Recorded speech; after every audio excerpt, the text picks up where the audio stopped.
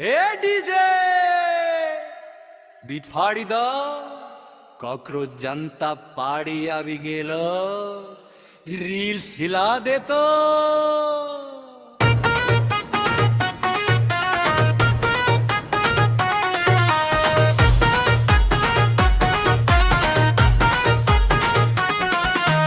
cockroach जनता पाड़ी जिंदाबाद रे घरक कोना कोना में कर राज रे दिन में छुपल रात में निकले देखते मम्मी चिल्लावे आज रे कुकरू कुकरू डीजे बजे पूरा टोला नाचे छे चप्पल देखते नेताजी से हो खिड़की फांदी भागे छे कॉकरोच जनता पार्टी जिंदाबाद रे घरक कोना कोना में कर राज रे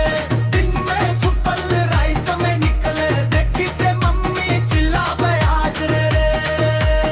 कुकरू कुकरू कुकरू कॉकरोच जाए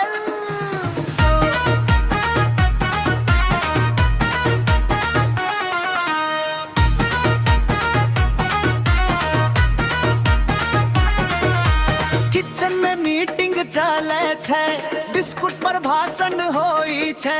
फ्रिजक भीतर मंत्री बैसल चीनी प्रशासन होई छे रात तक